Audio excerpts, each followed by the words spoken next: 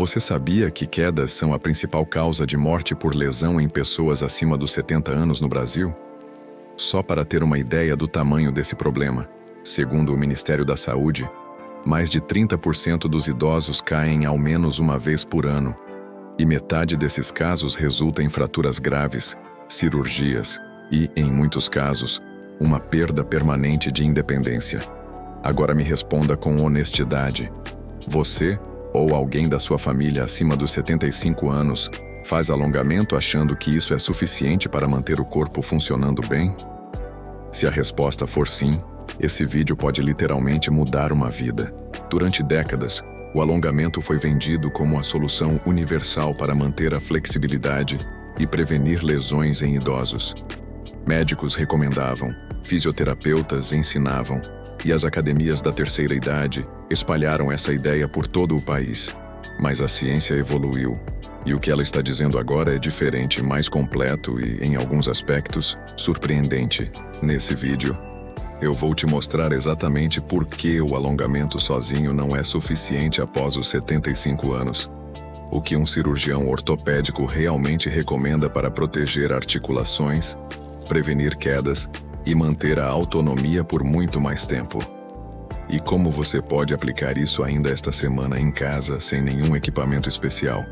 Se você quer continuar caminhando com segurança, subindo escadas sem medo e vivendo com qualidade nos seus anos mais maduros, fica até o final porque cada capítulo desse vídeo foi pensado especialmente para você. E antes de continuar, já deixa o seu like aqui. Isso ajuda esse conteúdo a chegar em mais pessoas que precisam dessas informações. Vamos começar. Por que o corpo muda radicalmente após os 75 anos? Existe uma diferença enorme entre envelhecer e envelhecer bem. E entender o que acontece dentro do seu corpo após os 75 anos é o primeiro passo para fazer essa distinção na prática. A partir dessa faixa etária, o organismo passa por um conjunto de transformações fisiológicas que não são apenas normais. Elas são inevitáveis. Mas o que a maioria das pessoas não sabe é que a velocidade e a intensidade dessas mudanças dependem muito do que você faz ou deixa de fazer no dia a dia. No dia A, o primeiro grande processo é a sarcopenia, que é a perda progressiva de massa muscular relacionada à idade. Após os 60 anos, o corpo começa a perder entre 1% e 2% de músculo por ano. Mas após os 75, essa perda se acelera de forma significativa. O músculo não é só estética, ele é o que sustenta suas articulações, protege seus ossos e mantém o seu equilíbrio. Quando ele enfraquece, tudo mais começa a desmoronar em conjunto. Junto com a sarcopenia, vem a redução da densidade óssea, processo chamado de osteopenia ou, em casos mais graves, osteoporose. Os ossos ficam mais porosos, mais frágeis e muito menos capazes de absorver impacto. É por isso que uma queda que em uma pessoa jovem causaria apenas um susto, em um idoso de 75 anos, pode resultar em fratura de quadril. Uma das lesões mais temidas da ortopedia, com mortalidade de até 30% no primeiro ano após a cirurgia. Mas não para por aí. As articulações também sofrem. O líquido sinovial, que funciona como um lubrificante natural dentro dos joelhos, quadris e ombros, diminui em quantidade e qualidade com o tempo. A cartilagem que amortece o atrito entre os ossos vai se desgastando. O resultado é aquela rigidez matinal que muitos idosos descrevem como estar enferrujado e que ao longo do dia pode melhorar um pouco, mas nunca desaparece completamente. Há ainda uma alteração no sistema proprioceptivo, a capacidade que o seu corpo tem de perceber onde está no espaço. Sabe quando você fecha os olhos e ainda consegue sentir onde está a sua mão? Isso é propriocepção. Com o envelhecimento, esse sistema perde precisão, o que compromete diretamente o equilíbrio e o tempo de reação. É exatamente esse déficit que faz com que um simples desnível no chão se torne uma armadilha perigosa para um idoso. E o mais importante, tudo isso acontece ao mesmo tempo, de forma silenciosa, sem dor imediata e sem sinais visíveis no espelho. A maioria das pessoas só percebe quando já está num estágio avançado, quando a caminhada ficou mais curta, quando subir um degrau virou um esforço, ou quando a primeira queda já aconteceu. Por isso, entender essas mudanças não é motivo de desânimo. É o contrário. É o que permite agir com inteligência, escolhendo as estratégias certas para cada fase da vida. E é exatamente sobre isso que vamos falar nos próximos capítulos. Você conhece algum familiar que está passando por algum desses sinais? Conta nos comentários. Essa troca de experiências ajuda muita gente que está passando pela mesma situação. O mito do alongamento. Por que ele não é suficiente sozinho? Durante anos, a recomendação era quase universal. Alongue-se todo dia e seu corpo vai agradecer. E não havia má intenção nisso. O alongamento tem benefícios reais, comprovados e importantes. O problema não é o que ele faz. O problema é o que as pessoas acreditam que ele faz sozinho, especialmente após os 75 anos. Vamos começar pelo básico. O alongamento passivo, aquele em que você estica um músculo e segura a posição por 20, 30 segundos, melhora a flexibilidade de curto prazo, reduz a tensão muscular localizada e pode aliviar desconfortos pontuais. Para uma pessoa jovem ou de meia idade, esse estímulo já é suficiente para manter uma boa amplitude de movimento no dia a dia. Mas para um idoso acima dos 75 anos, essa equação muda completamente. O que a ciência ortopédica e geriátrica tem mostrado de forma cada vez mais consistente é que flexibilidade sem força é instabilidade. Pense assim: de nada adianta você conseguir esticar bem a musculatura da perna se ela não tem força suficiente para sustentar o seu peso quando você perde o equilíbrio por uma fração de segundo. É exatamente nessa fração de segundo que as quedas acontecem. Um estudo publicado no Journal of Aging and Physical Activity acompanhou idosos acima dos 70 anos e comparou dois grupos, um que praticava apenas alongamento e outro que combinava alongamento com exercícios de fortalecimento muscular. O resultado foi claro. O grupo que só alongava não apresentou melhora significativa no equilíbrio nem na prevenção de quedas. Já o grupo que combinou as duas práticas reduziu o risco de quedas em mais de 40%. Outro ponto que pouca gente considera é que o alongamento passivo, quando feito de forma isolada e excessiva em idosos, pode até aumentar a instabilidade articular. Isso porque músculos muito alongados, mas sem tônus adequado, perdem parte da sua capacidade de proteger a articulação contra movimentos bruscos ou inesperados. É como afrouxar demais os cabos de sustentação de uma ponte. Ela pode parecer mais flexível, mas fica estruturalmente mais vulnerável. Existe também o fator da mobilidade ativa, que é completamente diferente da flexibilidade passiva. Flexibilidade passiva é até onde seu músculo consegue ser esticado por uma força externa, o chão, uma parede, outra pessoa. Mobilidade ativa é até onde você consegue mover uma articulação usando a sua própria força muscular.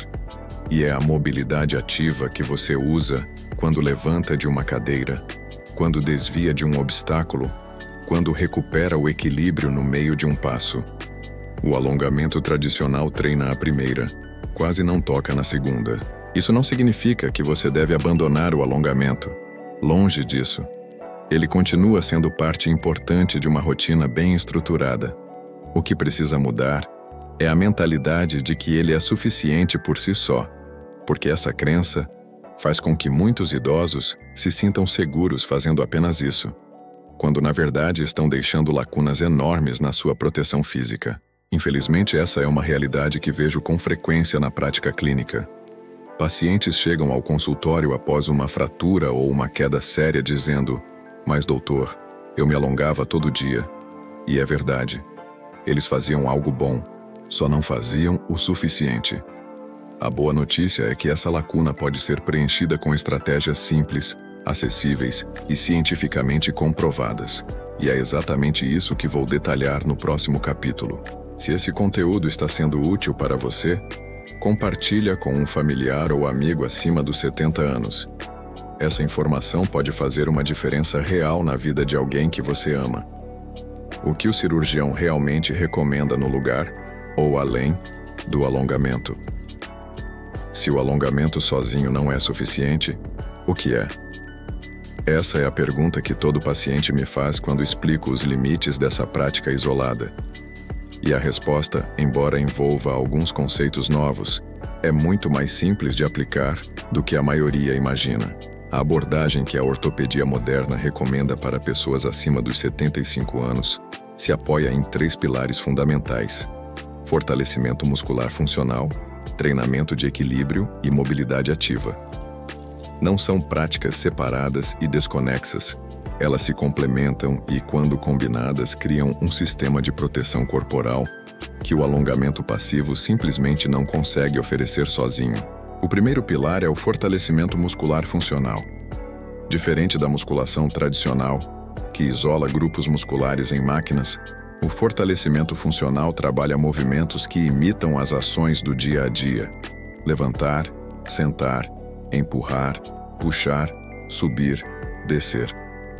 Para um idoso de 75 anos, o exercício mais importante do mundo é conseguir levantar de uma cadeira sem apoio das mãos. Esse movimento simples exige força de quadríceps, glúteos e core.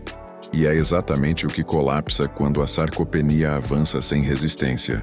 Exercícios como o agachamento assistido, levantamento da cadeira, subida de degrau controlada e o avanço curto são exemplos práticos que qualquer pessoa pode começar com supervisão adequada. Estudos da Sociedade Brasileira de Geriatria e Gerontologia mostram que idosos que praticam fortalecimento funcional 2 vezes por semana apresentam redução de até 35% no risco de quedas em apenas 3 meses de prática regular.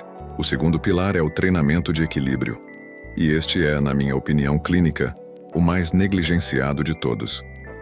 Lembra do sistema proprioceptivo que mencionei no primeiro capítulo?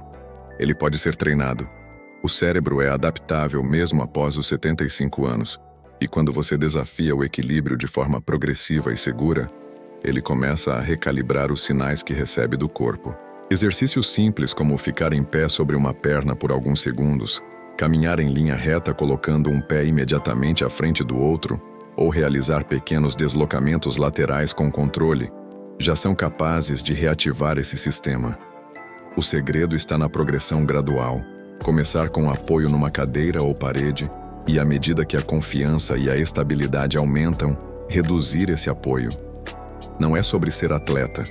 É sobre ter o controle mínimo necessário para que o corpo reaja antes que uma queda aconteça. O terceiro pilar é a mobilidade ativa, aquela que o alongamento passivo não desenvolve. Aqui entram os exercícios que trabalham amplitude de movimento com contração muscular simultânea. O exemplo mais claro é o círculo de quadril em pé.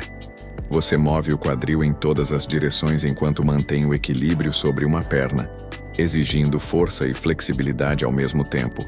Outro exemplo é a rotação de tronco com resistência leve, que mantém a coluna móvel sem sobrecarregá-la. Esses 3 pilares, quando praticados juntos, fazem algo que nenhum alongamento sozinho consegue. Eles reconstroem a confiança do idoso no próprio corpo. E isso importa mais do que qualquer métrica clínica. Porque quando um idoso para de confiar nas próprias pernas, ele começa a se mover menos, se isolar mais e entrar num ciclo de sedentarismo que acelera exatamente tudo o que queremos evitar. A mensagem central deste capítulo é esta: o corpo envelhecido não precisa de menos desafio, ele precisa do desafio certo. Com orientação adequada, consistência e paciência, é possível recuperar funcionalidade, ganhar segurança e manter independência muito além dos 75 anos. Você já pratica algum desses exercícios ou conhece alguém que pratica? Conta aqui nos comentários. Adoro saber como vocês estão aplicando essas informações no dia a dia. Os 3 maiores erros que idosos cometem na atividade física, ao longo de décadas atendendo pacientes e acompanhando reabilitações, percebi que a maioria das lesões graves em idosos não acontece por falta de vontade nem por descuido. Acontece por padrões de comportamento que parecem razoáveis na superfície, mas que escondem riscos sérios. Esses são os 3 erros mais comuns e mais perigosos que vejo repetidamente no consultório. O primeiro erro é fazer demais de uma vez só. Existe um fenômeno que chamo de síndrome do fim de semana guerreiro. E ele não afeta apenas jovens. Muitos idosos ficam a semana inteira sedentários e no domingo resolvem caminhar 5 quilômetros, trabalhar no jardim por horas ou participar de uma atividade física intensa. O corpo acima dos 75 anos não tem a mesma capacidade de recuperação de um organismo jovem. Os tendões, ligamentos e cartilagens precisam de tempo para se adaptar a qualquer carga nova.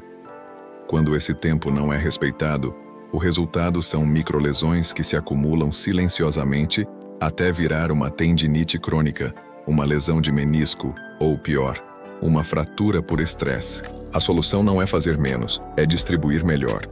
30 minutos de caminhada 5 vezes por semana protege muito mais o corpo do que 2 horas concentradas num único dia. A consistência supera a intensidade em qualquer faixa etária, mas especialmente após os 75 anos. O segundo erro é ignorar a dor como sinal de alerta. Existe uma cultura muito arraigada entre a geração mais velha de que dor faz parte do processo, que é preciso aguentar para progredir. Esse conceito, além de ultrapassado, é perigoso nessa faixa etária. Há uma diferença fundamental entre o desconforto muscular saudável, que aparece no dia seguinte a um exercício novo, chamado de dor muscular tardia, e a dor articular aguda, que surge durante ou imediatamente após um movimento. A dor articular que aparece no joelho durante um agachamento, o desconforto no quadril ao subir uma escada, ou a dor nos pulsos ao apoiar o corpo, não devem ser ignorados nem tratados com anti-inflamatório e continuidade da atividade. Eles são sinais de que algo está sobrecarregado, mal alinhado ou inflamado. Continuar forçando nessa condição transforma um problema tratável numa lesão estrutural que pode exigir cirurgia. Parar, avaliar e buscar orientação profissional não é fraqueza, é inteligência clínica. O terceiro erro, e talvez o mais subestimado de todos, é negligenciar a hidratação e a alimentação ao redor da atividade física. O músculo não cresce nem se recupera no vácuo. Ele precisa de matéria-prima. E após os 75 anos, o organismo já tem uma capacidade reduzida de sintetizar proteínas, o que significa que a necessidade proteica diária aumenta, não diminui, com a idade. Muitos idosos que praticam exercícios regularmente, mas não consomem proteína suficiente, estão, na prática, quebrando músculo sem conseguir reconstruí-lo. É como tentar encher um balde furado. A recomendação atual da literatura científica é de aproximadamente 1,2 a 1,6 gramas de proteína por quilo de peso corporal por dia para idosos ativos. Um valor consideravelmente maior do que o recomendado para adultos jovens sedentários. Ovos, frango, peixe, leguminosas e laticínios são aliados fundamentais nesse processo. A hidratação complementa esse quadro.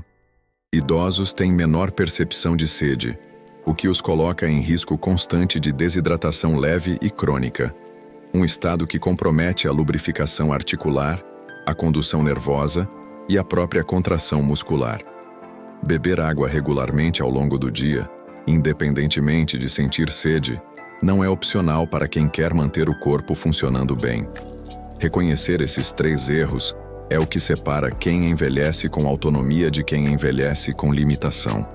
E a melhor parte é que todos eles têm solução simples, imediata e totalmente ao alcance de qualquer pessoa. Você se identificou com algum desses erros? Seja honesto nos comentários, sem julgamento.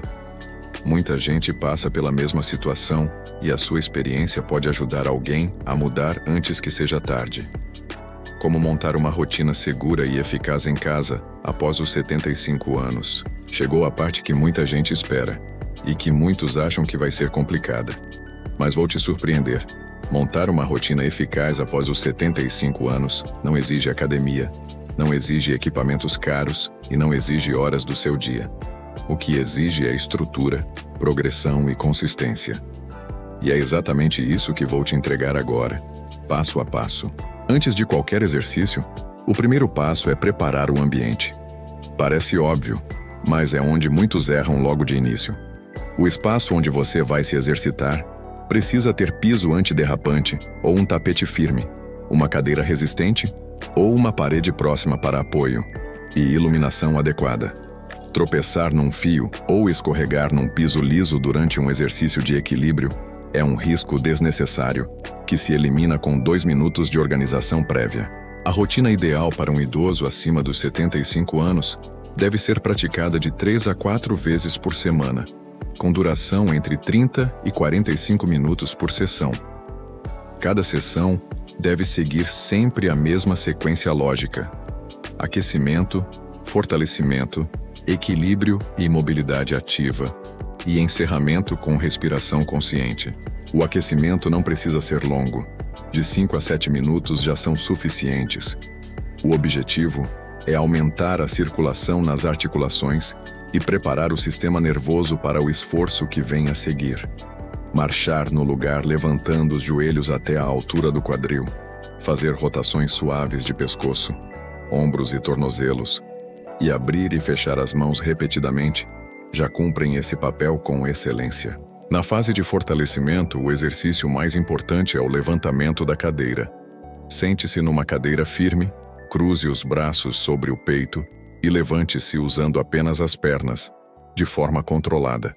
Sente novamente com o mesmo controle, sem se jogar para baixo.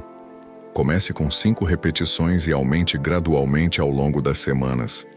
Esse único exercício trabalha quadríceps, glúteos e core simultaneamente, que são exatamente os músculos responsáveis por evitar quedas no dia a dia. Complementando o fortalecimento, a elevação de panturrilha em pé é outro exercício fundamental. Apoiado no encosto de uma cadeira, suba na ponta dos pés lentamente e desça com controle. Esse movimento fortalece a musculatura da perna, que age como bomba circulatória, e melhora diretamente a estabilidade ao caminhar.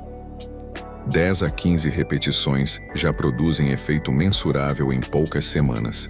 Para o treinamento de equilíbrio, o exercício de apoio unipodal é o mais eficiente e acessível. De pé ao lado de uma cadeira, levante um pé do chão e fique equilibrado sobre o outro por 10 segundos. Troque de perna. Parece simples, mas desafia o sistema proprioceptivo de forma direta e progressiva.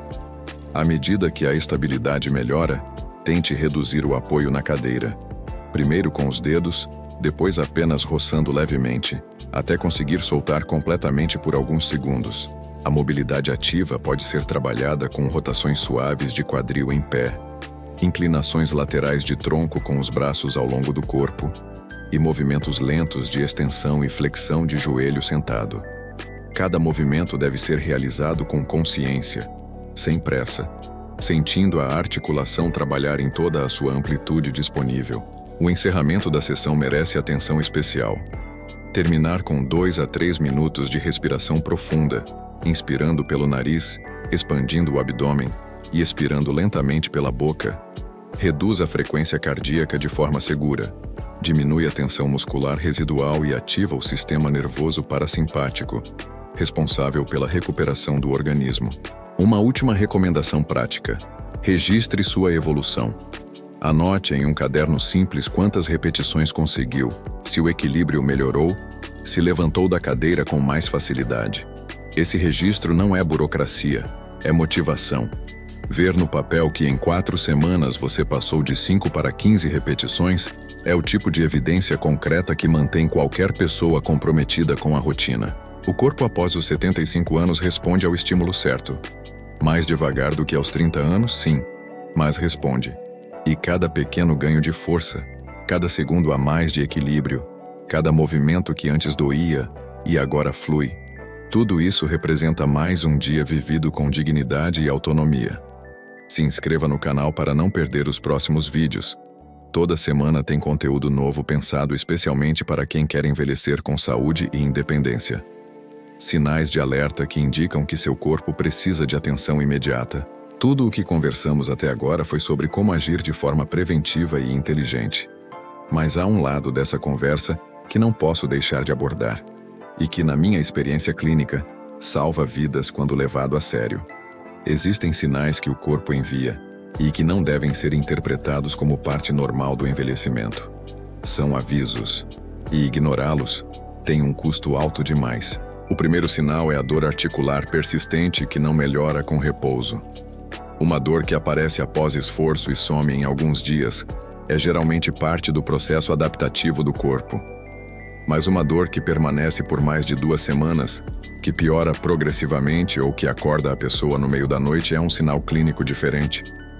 Pode indicar inflamação articular ativa, início de artrose em estágio avançado, ou até mesmo uma fratura por estresse que passou despercebida.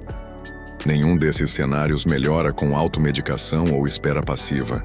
O segundo sinal é a perda súbita de força em um membro. Se de um dia para o outro uma das pernas ficou nitidamente mais fraca, se um braço perdeu força sem motivo aparente, ou se ficou difícil realizar movimentos que antes eram automáticos, como girar a maçaneta de uma porta ou levantar um copo, isso exige avaliação médica com urgência. Perdas súbitas de força podem indicar compressão nervosa, lesão medular incipiente ou até sinal precoce de acidente vascular cerebral.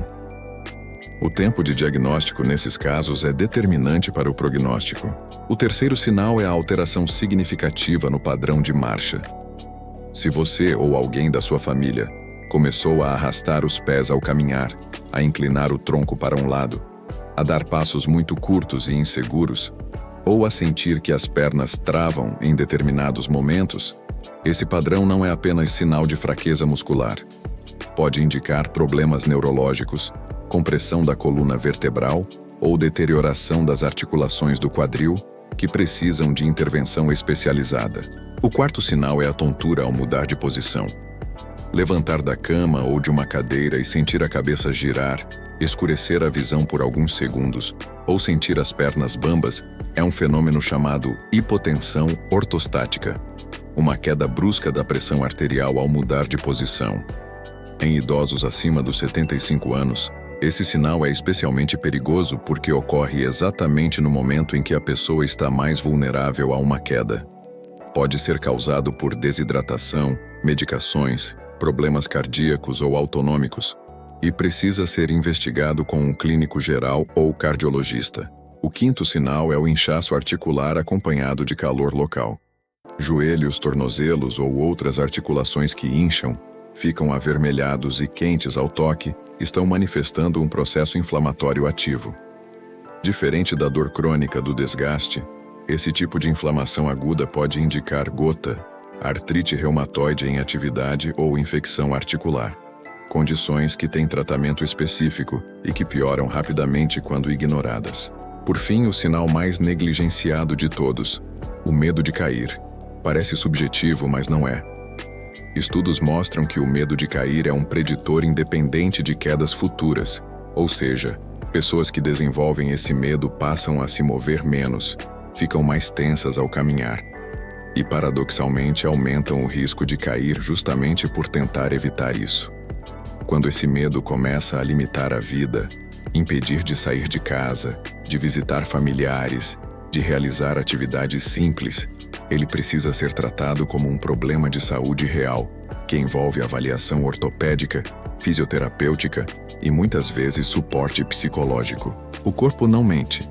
Ele avisa antes de chegar ao limite.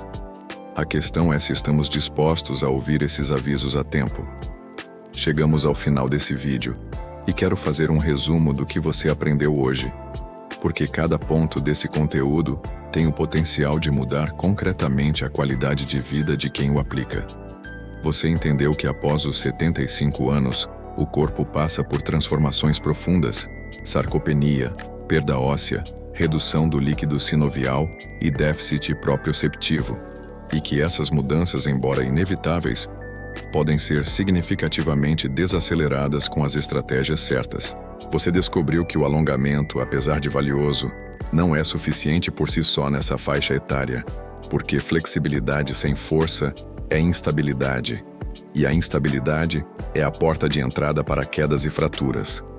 Você conheceu os 3 pilares que a ortopedia moderna recomenda: fortalecimento muscular funcional, treinamento de equilíbrio e mobilidade ativa, práticas simples, acessíveis e comprovadas cientificamente.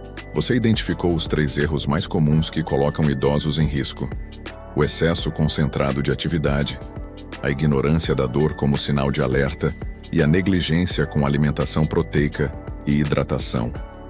Você recebeu uma rotina prática e detalhada para aplicar em casa ainda esta semana, sem equipamentos e sem complicação. E você aprendeu a reconhecer os sinais de alerta que o corpo emite quando precisa de atenção médica urgente. Sinais que, quando ignorados, transformam problemas tratáveis em crises irreversíveis. A mensagem que quero deixar com você é esta: envelhecer com qualidade não é sorte, é escolha. É informação aplicada com consistência. É ouvir o próprio corpo com respeito e inteligência. Se esse vídeo te ajudou, compartilha com alguém que você ama acima dos 70 anos. Pode ser um pai, uma mãe, um avô, uma vizinha. Essa informação nas mãos certas pode evitar uma queda, uma cirurgia ou meses de sofrimento. E isso não tem preço. Deixa o seu like, se inscreve no canal e ativa o sininho para não perder os próximos vídeos. Toda semana tem conteúdo novo, baseado em ciência e pensado especialmente para quem quer viver mais e melhor. Até o próximo vídeo. Cuide-se bem.